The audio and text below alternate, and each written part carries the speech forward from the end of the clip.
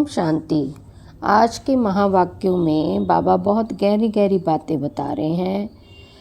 हम मंथन करके डिस्कस करते हैं, आपस में चिट चैट करते हैं ज्ञान की। बाबा कहते हैं हम आत्मा हैं, बाबा हमको पढ़ाते हैं, ये बात पक्का करना है। बाप हमें पतित से पावन बनाते हैं। आत्मा में ही अच्छे व बुरे संस्कार होते हैं ना। आत्मा ऑर्गन्स द्वारा कहती है कि हमको बाप पढ़ाते हैं, बाबा पढ़ाते हैं। बाप कहते हैं हमको भी तो ऑर्गन्स चाहिए जिससे समझाऊं तुम्हें। आत्मा को खुशी होती है कि बाबा हर 5000 वर्ष बाद आते हैं हमको सुनाने के लिए। तुम तो सामने बैठे हो ना। ये बाप हमें शिव बाबा रियलाइज़ करवा रहे हैं कि ये सारी बात आत्मा हमारी समझती है। मधुबन की ही महिमा है, क्योंकि हेडक्वार्टर तो मधुबन ही है, वहाँ पे ही भगवान अवतरित होके मुरली चला के गए। आत्माओं का बाप तो वो है ना, सब उनको ही बुलाते हैं। चाहे कोई सी भी धर्म की आत्मा है, सब उनको बुलाते हैं। तुमको यहाँ सन्मुख बैठने में मज़ा आता है। जो भगवान के सामने मुरली सुन रहा होगा, उस समय जब चलाई होगी तो उसको कितना मज़ा आया होगा। परंतु यहाँ सब तो रह नहीं सकते हैं। अपनी कारोबार सर्विस आदि को भी तो देखना है। शरीर मिला है तो सारा परिवार भी देखना है, कारोबार भी देखना है। आत्माएं सागर के पास आती हैं, धारण करके फिर जाए औरों को सुनाना है। इस समय हम शिव सागर से आत्माएं सारा ज्ञान सुन रही हैं और फिर हमें भगवान की बात सुन करके धारण करके दूसरों को सुनाना है। अब बच्चे ये तो समझ गए हैं कि अभी देवी देवता धर्म नहीं है, ये तो सभी जानते हैं। स्थापना हो रही है, क्योंकि भगवान ही है जो देवी देवताओं की स्थापना कर सकता है। देवी देवता की धर्म और कोई मनुष्य कर ही नहीं सकता। देवी देवता धर्म वो धर्म है जिसमें आप सोचिए, मंदिरों में हम जाते हैं तो जो पुजारी होता है वो भी नहा धो के मूर्ति को छुएगा, भोग लगाएगा, दूर होके बैठेगा। और जो भी दर्शन करने के लिए भक्त लोग आते हैं वो भी कितना शुद्ध होके आते हैं। फिर भी पुजारी क्या कहता है, दूर दूर होके बैठिए, दूर दूर होके बाहर बाहर से ही भोग ले लेता है। तो वो देवी देवता धर्म उनको बनाने वाला कौन होगा, वो भगवान बता रहे हैं कि बच्चे ये पढ़ाई पढ़ के ही मैं तुम्हें देवी देवता बनाता हूँ। लेकिन इस समय स्थापना हो रही है। तुम ऐसे नहीं कहेंगे कि हम अभी देवी देवता धर्म के हैं, नहीं, अभी तुम ब्राह्मण धर्म के हो। देवी देवता धर्म के बन रहे हो। देवताओं का परछाया इस पतित सृष्टि पर नहीं पड़ सकता है। इसमें देवताएं आ ही ना सके, वो कैसे पैर रख सकेंगे। जिसको मंदिरों में जाने के लिए भी हम चमड़े की जूती बाहर निकाल के जाते हैं, तो चमड़ा ही बाहर निकाल के गए हैं तो खुद भी शुद्ध होकर जाते हैं, तो कितना दूर से ही दर्शन करते हैं, हाथ भी नहीं मूर्ति को लगाते हैं, और वो तो फिर भी पत्थर की मूर्ति है। और यहाँ तो बाबा चैतन्य देवी देवता धर्म की बात कर रहा है, राज्य स्थापन हो रहा है, सतयुगी दुनिया की बात कर रहा है, जिसमें देवताई जो है लोग, दैवी गुणों वाले मनुष्य वो राज्य करते हैं। तो सोचिए कि वो देवता कैसे भगवान ने पढ़ा के बनाए होंगे। तो उसका गायन बाबा बता रहे हैं कि इस समय हम ब्राह्मण हैं, माना पढ़ाई कर रहे हैं। ब्राह्मणों का काम ही होता है, बगल में क्या होता है, गीता होती है, एक शास्त्र हाथ में होता है, पढ़ाई करते हैं, धारण करते हैं, दूसरों को ज्ञान सुनाते हैं। अपना जीवन भी उनका सुलभ सा होता है, दूसरों को भी सुलभ बनाते हैं कि भाई जीवन में ज्ञान ही सब कुछ है। ज्ञान है तो ज्ञान से तो सब कुछ ही, सोर्स ऑफ इनकम अपने आप ही आता रहता, आपको सारी चीज़ें अपने आप ही मिलती रहती हैं। तो इसमें देवताएं, इस पतित सृष्टि में तो देवताएं आ ही ना सके। तुम्हारे लिए नई दुनिया चाहिए। मतलब हम भगवान की इस समय पढ़ाई पढ़ रहे हैं तो नई दुनिया चाहिए। लक्ष्मी की भी पूजा करते हैं तो घर की कितनी सफाई कर देते हैं। अब इस सृष्टि की भी कितनी सफाई होनी है। सारी पुरानी दुनिया ही ख़त्म हो जानी है। ये बाबा हमें एहसास करवा रहे हैं कि लक्ष्मी जी की सफाई पुराने ज़माने में देखो करते थे ना, तो 2-3 महीने पहले से ही लग जाते थे। हर साल वो पुताई करवाते थे दीवारों पर, उससे पहले गोबर लिपा जाता था। तो कहने का मतलब है कि लक्ष्मी जी का आह्वान करने के लिए, पूजा करने के लिए, दीपावली मनाने के लिए कितनी पहले महीनों से ही सफाई हो जाती थी। आजकल तो इतना है नहीं, क्योंकि तमो प्रधानता आ गई है और 2-3 दिन पहले ही थोड़ी बहुत झाड़ बूझ कर देते हैं। ज़्यादातर डेकोरेशन में ही दिमाग अपना खपाई करते हैं। तो लेकिन वो जैसे वो श्रद्धा पहले वाली थी, वो तो अब भक्तों में रही नहीं ना, क्योंकि दुनिया ही तमो प्रधान हो गई है। सारी चीज़ पुरानी तो होती है ना। तो इसलिए बाबा कहते अब वो चैतन्य लक्ष्मी जो है इस सृष्टि पर आने वाली है। तो इस सृष्टि पर चैतन्य लक्ष्मी, जिसको हम मूर्ति में पूजा करने के लिए 2-3 महीने पहले से सफाई करते थे, अब वो चैतन्य लक्ष्मी इस सृष्टि पर आएगी, तो उसके लिए कितनी सफाई होनी चाहिए। तो इसके लिए बाबा कहते पुरानी दुनिया ही सारी खत्म हो जानी है। फिर आज बाबा ने बहुत गहरी बात बताई। बच्चे याद करते हैं, बाप अभी स्मृति दिलाते हैं। तुम याद करते आए हो कि हे दुख हरता सुख करता आओ, आकर दुख से छुड़ाओ, लिबरेट करो, शांति धाम में ले जाओ। ये हमें स्मृति दिला रहे हैं कि तुम जब प्रार्थना करते हो ना मेरे से, तो ऐसी ऐसी बातें बोलते हो। बाप कहते हैं तुमको शांति धाम में ले जाऊंगा, फिर सुख धाम में तुमको साथ नहीं दूंगा। सुख धाम में तुमको साथ नहीं देता हूँ, साथ अभी ही देता हूँ। सभी आत्माओं को घर ले जाता हूँ। मेरा अभी पढ़ाने का ही साथ है और फिर वापस घर ले जाने का साथ है। बस मैं अपना परिचय तुम बच्चों को अच्छी रीति बैठ सुनाता हूँ। ये बाबा ने देखो कितनी गहरी बात बता दी कि मेरा साथ जो है अभी तक का ही है। कल्प में 5000 साल के बाद आता हूँ, एक बार आता हूँ, आके पढ़ाई कराता हूँ, जिसके उपलक्ष्य में शिव जयंती मनाई जाती है, शिवरात्रि, महाशिवरात्रि मनाई जाती है। और आकर के मैं तुम्हें शांति धाम ले जाता हूँ, यहाँ तक कि मेरा साथ है। पहले अभी पढ़ाता हूँ, यहाँ तक कि मेरा साथ है। फिर सुख धाम में जब देवी देवता बन के हम उतरते हैं इसी सृष्टि पर, तो तब बाबा कहते मेरा कोई साथ नहीं है, मेरा कोई पार्ट नहीं है। मेरा अभी पढ़ाने का ही साथ है और फिर वापस घर ले जाने का साथ है। बस मैं अपना परिचय तुम बच्चों को अच्छी रीति बैठ सुनाता हूँ। जैसे जैसे जो पुरुषार्थ करेंगे उस अनुसार फिर वहाँ प्रारब्ध पाएंगे।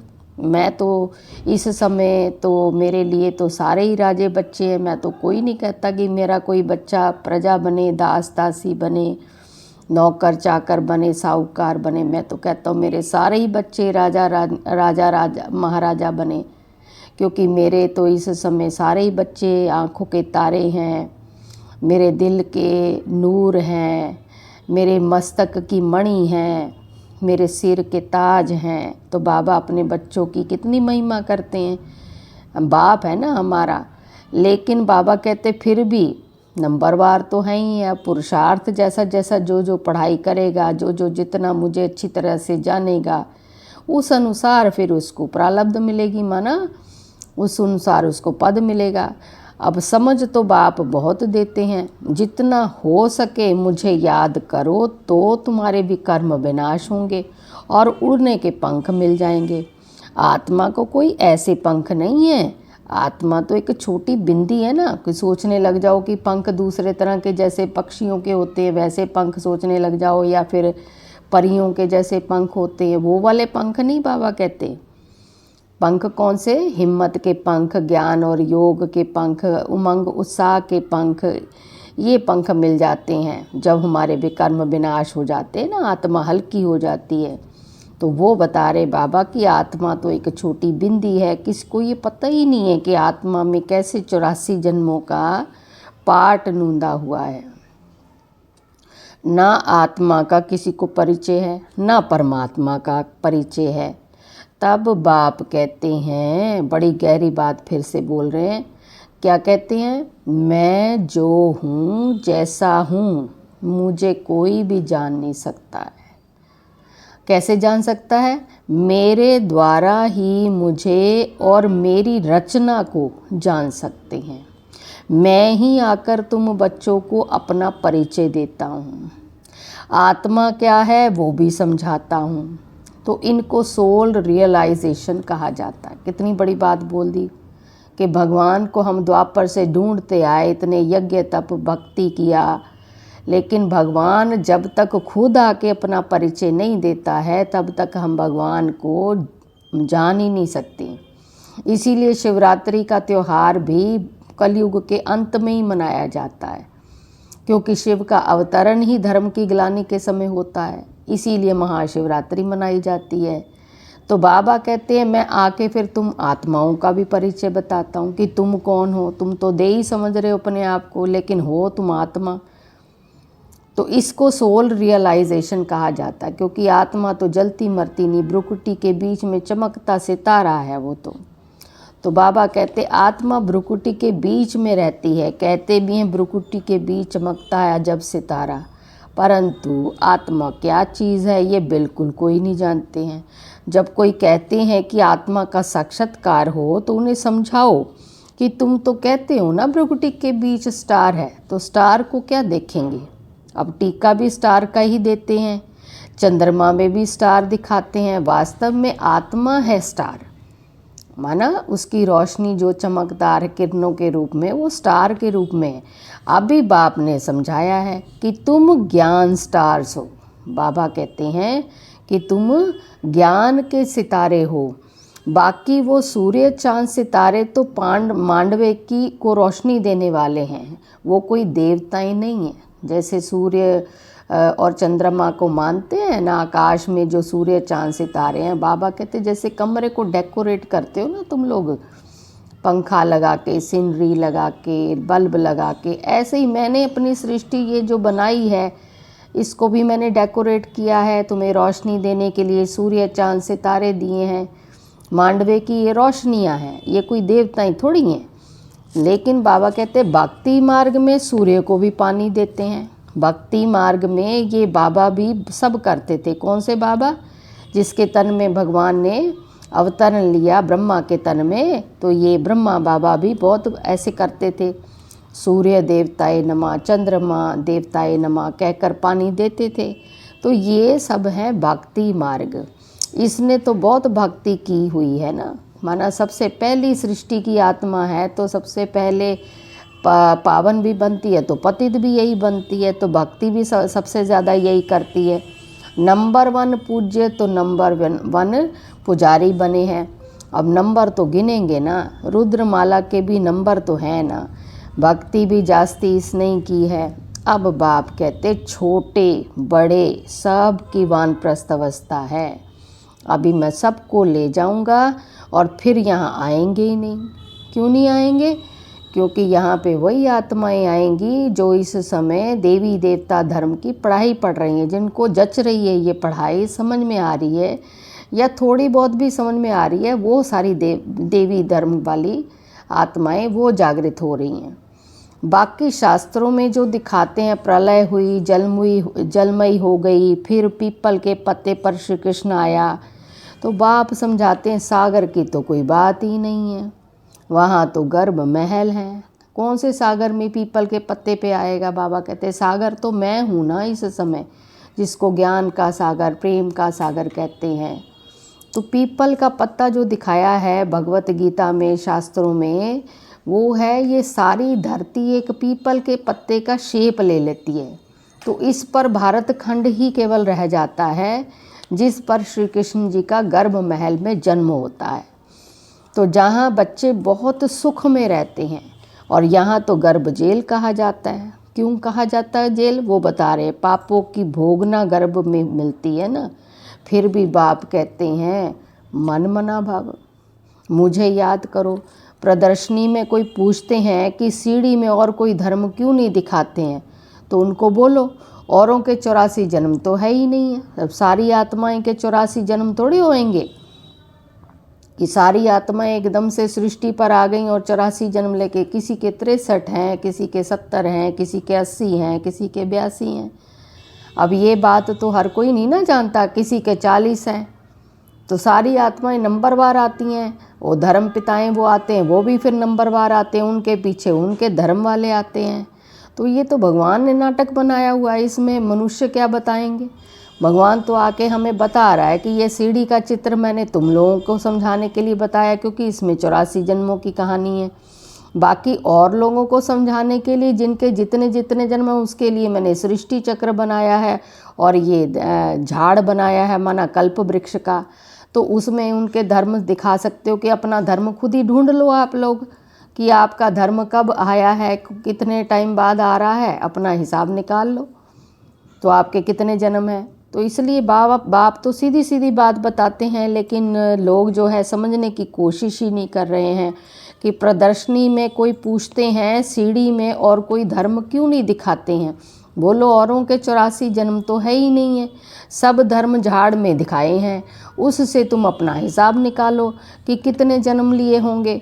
हमको तो सीढ़ी 84 जन्मों की दिखानी है, क्योंकि हमारे 84 जन्म हैं।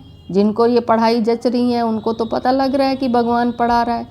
जिनको अभी तक निश्चय नहीं हुआ है, समझ में नहीं आ रहा है ज्ञान है, तो वो तो अपना समझ लीजिए अपना क्या कहते हैं अपने धर्म में ही आएंगे, या फिर अपना क्या कहते हैं लेट सवेर में आएंगे, या भक्ति मार्ग में आएंगे। बाकी सब चक्र में और झाड़ में दिखाए हैं, तो इनमें सब बातें समझाई हैं। नक्शा देखने में बुद्धि में आ जाता ना। अब बाबा कहते हैं जैसे 84 जन्मों का नक्शा मैंने तुम्हें 5000 वर्ष का दिखा दिया, ऐसे तुम भी तो ऐसे ही अपना नक्शा देखते हो ना कि लंदन कहाँ है, फलाना शहर कहाँ है।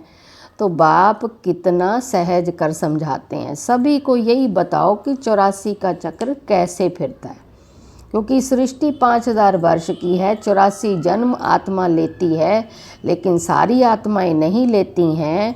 कौन कौन लेती हैं, कौन कौन अपने भक्ति मार्ग में आती हैं, कौन कौन अपने धर्मों में आती हैं, कौन कौन दैवी धर्म में आती हैं।